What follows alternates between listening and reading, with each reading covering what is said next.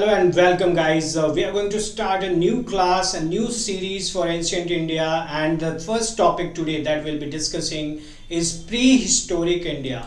And in the prehistoric India guys, we'll be discussing about the Stone Age, the Paleolithic period, the Mesolithic, the Chalcolithic or the Neolithic, and guys the important sites and the important points in all these things we'll be seeing, and along with that we will see the maps that you can see, some of the beautiful paintings at Bhimbetka, and along with that how humans along the time has evolved. But before we do all those things, a quick info for you guys: we have the mentorship program running for UPSC, TSPSC and APPSC by our own Deepika ma'am. One-on-one live mentorship, that's the opportunity for you guys, and that is coming from an individual who is having 20 plus years of experience, and this can shorten the journey from an aspirant to an administrative officer. This is the opportunity for you, and along with that we also have the batches for TSPSC group 1 and group 2, and also the batches for UPSC CSE 2026 and 27. For the free demos classes you can call on the numbers given below, and the batches are starting very soon. So guys, let's come back to our topic, and we were talking about the prehistoric India. And when we talk about prehistory, always understand guys, we are talking about the period where we are dependent upon the archaeological excavations. Okay, most of the times you will not have literary sources for it, and this time frame or this time will be divided upon different zones such as the Stone Age, the Paleolithic, Mesolithic, Mesolithic and the Chalcolithic period. And we will be seeing what are the sources for the prehistoric history, how have we come to this conclusion that that particular thing was happening in the prehistoric period, and that we can define by the archaeological sources, obviously the sources which have been excavated by the archaeologists. And then you have this literary sources, the sources like the Vedas, the Jain texts, the Buddhist texts and all those. And one of the prominent sources that you can say is the foreign scholars, the foreign scholars like the Megasthenes, the Fahen and all others who came to India, and then in their travelogue they have mentioned about how the India was at that time. Well guys, the sources of prehistoric Indian history we have seen. Let's start with the first, that is the archaeological sources. Okay, so what will be the archaeological sources? Obviously the archaeological sources will contain the tools or the weapons that were used at that time. Along with that we will see the pottery, and then we can see bones, cave paintings, monument, coins and inscription. These are few of the important things. These paintings that you see guys here are of the Bhimbetka, and those are also archaeological sources for us to understand what was happening at the time of Stone Age. Along with the Bhimbetka in Madhya Pradesh, we have guys Bagor in Rajasthan, and also Mehergarh, one of the oldest and the largest site that you can see of the Neolithic period as well, and that is right now in Balochistan, a part of Pakistan right now. So okay, these are the excavation sites that we have taken the sources from. And with that, when we talk about the literary sources guys, we have the Vedas, the Puranas, the epics, the Buddhist and Jain literature. One thing you can say that directly they are not relevant to the prehistoric period, but in those texts we have some of the legends that reflect way back on the times of the prehistoric times. That's why we consider them. And then the third source that we were talking guys, that is the foreign sources, the writings of the Greeks, Romans, Chinese and Arab travelers like the Herodotus, the Pliny, Fahen, Wensang, Alberuni and the others, because they visited India from time to time, and they were also the part where they have mentioned about the early prehistoric period and the early historic period.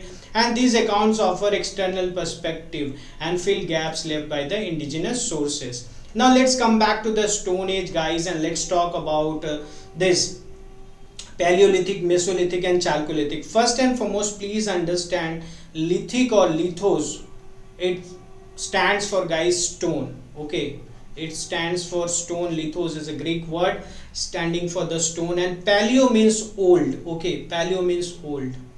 Same when you talk about the Mesolithic, you have the middle period or the end period, and the Chalcolithic is for the copper. And when you will talk about, guys, Neolithic, Neo stands for new. Okay, so it will be new stone age when we talk about the Neolithic period. The time frame is important for you to remember. From many millions years back to 10,000 BC. This BC stands for before common era. Please never have confusion.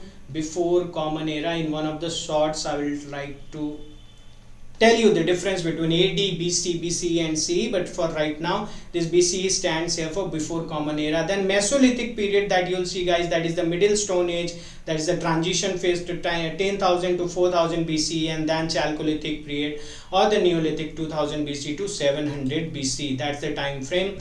These are the maps. Please pause the video and please zoom it out. You can also take the screenshot and zoom it out, and please see where is the Bhimbetka exactly located, Burza home, Mehergarh. All these places had questions coming from them, and this map pointing is very important when we are talking about ancient India. You must have the maps. Get physical maps from the shops, and from there please do this map pointing, and it is very important. This will be sort of a homework for you, and please do that. Now let's see, guys, Paleolithic age or the old stone age, because it varied for a long time, so that is why we have decided to divide it in three parts, where that is lower Paleolithic, middle Paleolithic and the upper Paleolithic period. Okay, so let's see first the lower Paleolithic period and what were the important points of it. So first and foremost, the lower Paleolithic period, the climate at that time, we had, guys, the ice age. Okay, so most of the places were covered with the ice. Leaving the places, those were the plains, mostly the higher altitude places were covered with the ice. And the humans, how were the humans at that time? We had Homo erectus. Okay, Homo erectus means we right now are the Homo sapiens. At that time, Homo erectus means the apes or the humans have become straight now. Okay, so their backbone and their neck is now straight. The tools that they were using at that time were like the hand axes, cleavers and all. Okay, and no agriculture, no pottery can be seen, and no permanent shelter at that time.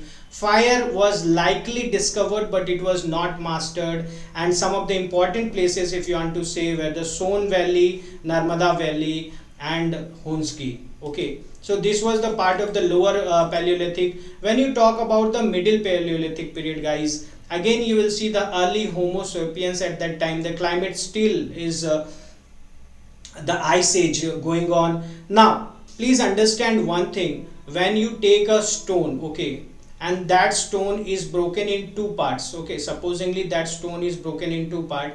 One part is this, and one part is supposingly this stone is broken as such.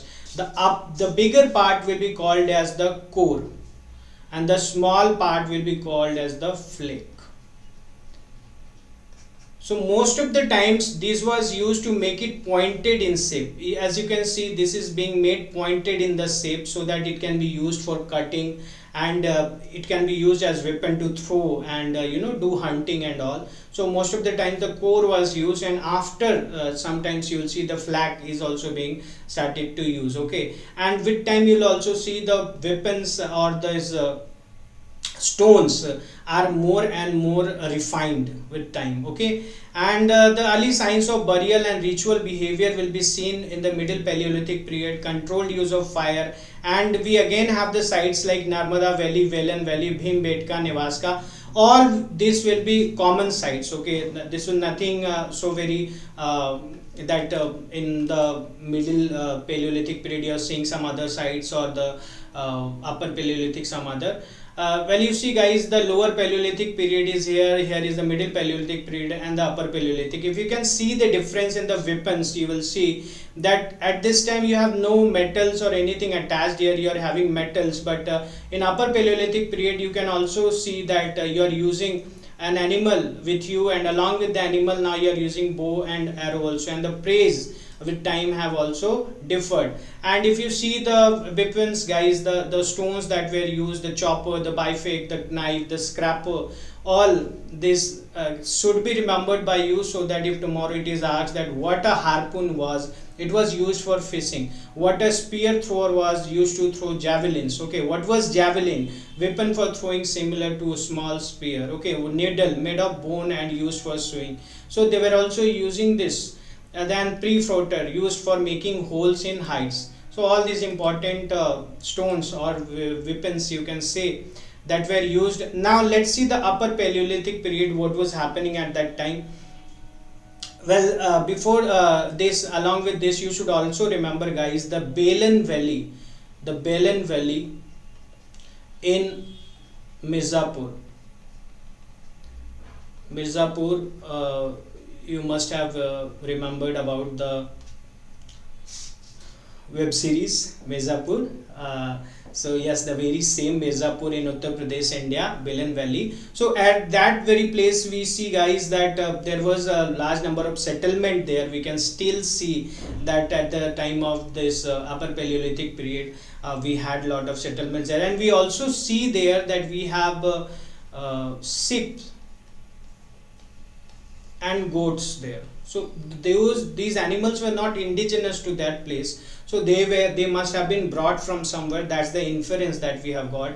And along with that, we also see in upper Paleolithic period ostrich egg cells. Yes, in India we are talking about ostrich egg cells, but those have been found guys, those have been found in this upper Paleolithic period. So you must remember that. Along with the climate now is slowly and gradually we are reaching to the end of the ice age. The Homo sapiens that we are right now, Homo sapiens sapiens, those were the modern humans have started then. And along with that we will see guys, the semi-nomadic lifestyle will start. Indian sites like Bhimbetka, Patne, Kannul caves and Baghor, all this will be there. And there will be few more important points that we will see.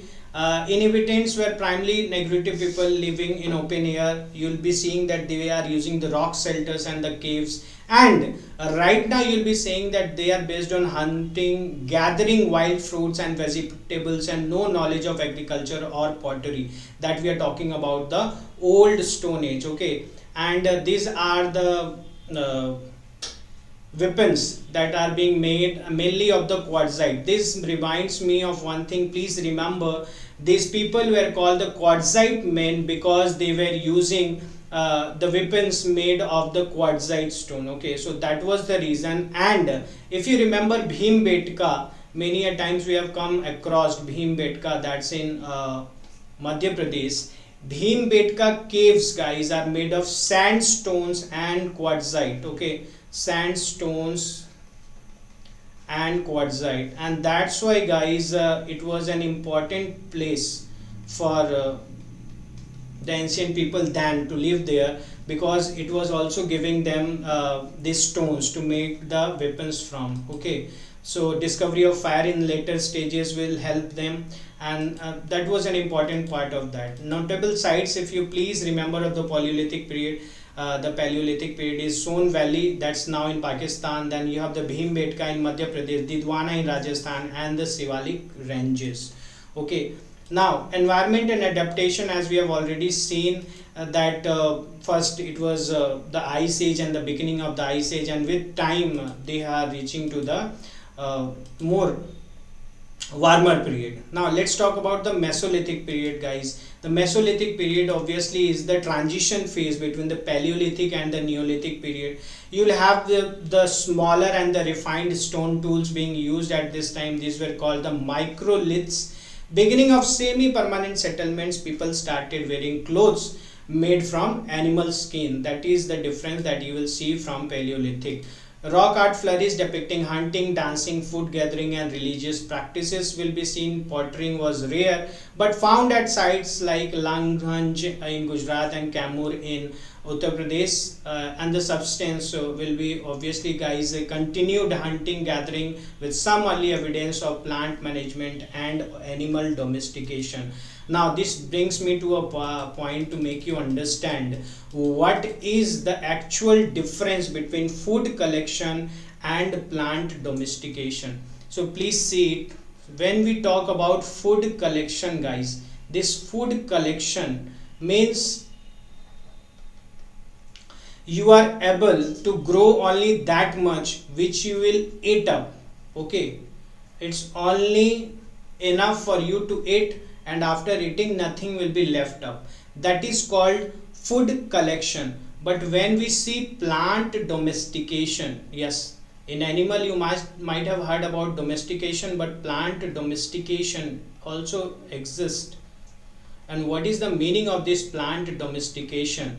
When you are able to save or keep up, okay, after eating up, that is called plant domestication. And when you are saving or keeping it up, you can travel with that and you can plant that at some other places. So this plant domestication, you can say, is the starting of agriculture. Okay, this is how agriculture would have started, when people started to do plant domestication, that they started to keep or save the seeds like the rice, the barley, the wheat, whatever at that time was prevalent. And with that guys, what is the difference between animal keeping and animal domestication? Well, animal keeping, if I give you an example, supposingly there was a cow brought by them, okay, and the cow was used to take the milk, and the day cow stopped giving the milk, they left the cow and brought another cow. So that practice is called animal keeping, where you are not doing anything significant to the animal, just taking the use of it and then leaving when it's of no use to you. But when we talk about animal domestication, what is the meaning of animal domestication guys? Animal domestication means that you are keeping that animal with you, you are helping it to breed, you are helping it in other ways to evolve forward, and it's becoming a companion of yours. That is called animal domestication. So you must remember, this is in this part that we have seen at especially we'll seeing the verge of Mesolithic and Neolithic period, and more in the Neolithic periods. So these are the settlement types that we have seen in the Mesolithic period. The sand dunes, the rock shelters, alluvial plains in Birhanpur in West Bengal, lake shores, then we have rocky plains and coastal environment. Important sites that you should remember, and it might be asked in the exams, and please again I will remind you, go through this map, take a screenshot of the map, and you must try again and again to remember. Have a map, empty map, and there you mark at all these places. Bagor, Rajasthan, largest Mesolithic site evidence of animal bones and cells there. Bhimbetka, Madhya Pradesh, rich in rock art at Langanj, that is in Gujarat, human skeleton, animal bones. And then Adamgarh, Madhya Pradesh, early domestication was evident there. Please remember. Now we have come to the Chalcolithic age. Introduction and use of copper. Okay, this is the reason why it is called Chalcolithic. Along the stone tools, sometimes low grade bronze were also used. First metal age in India preceding the Bronze Age and Harappan civilization. Okay, so that is an important point. Please see, these are some of the places where you have this Harappan civilization going on. Then we have the Ganeshwar Jodhpur culture here, Ahar culture here.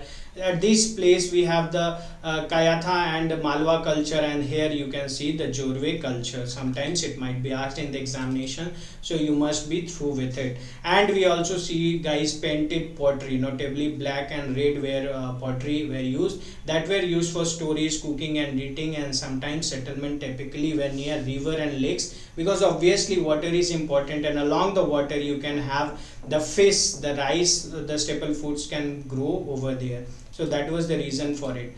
The settlement types that you see guys, Kayatha in Madhya Pradesh, Ahar, Banas, that's in Rajasthan, Malwa, Madhya Pradesh, and Jorwe, Maharashtra, that we have already seen. The tools and artifacts, some of the examples that you can see here, painted pottery often with geometric designs were used. And here you have this table where we have tried to give you guys the tools that were used. Paleolithic period, you'll see large unpolished stones. Mesolithic, small refined. And when you go to Chalcolithic period, stone and copper tools can be seen there. Substance at that time. Paleolithic, you will have hunting gathering. Mesolithic, you will have hunting gathering. Early farming will start. And Chalcolithic period, you will have farming, animal domestication. Settlements, caves and open sites. Then you will have semi-permanent varied locations, and permanent villages will start again in Chalcolithic period. Pottery will be absent in Paleolithic period. Mesolithic, rare. Some sites you will find. Painted pottery will be common in Chalcolithic period. Art, you will have the cave paintings. Extensive rock art will the Mesolithic period, and painted ceramics in the Chalcolithic period. Metal use, none in both Paleolithic and Mesolithic period, but copper and some bronze will be used in Chalcolithic period. Now guys, with that we have come to the end of it, and let's see some of the important questions which have come in the UPSC in previous year questions. And please remember with this that these questions are important and can be repeated again. We have seen the tendency of UPSC to repeat from the previous year question topics. So in which of the following reasons was Dhyana Kataka, which flourished as prominent Buddhist center under the Mahasangikas, located? Okay, so please pause the video and try to answer it. Well, the right answer over here is Andhra. You can pause the video and see the explanation. Okay, Indus Valley civilization. The question is talking about regarding the Indus Valley civilization, consider the following statement. It was predominantly a secular civilization, and the religious element though present did not dominate the scene.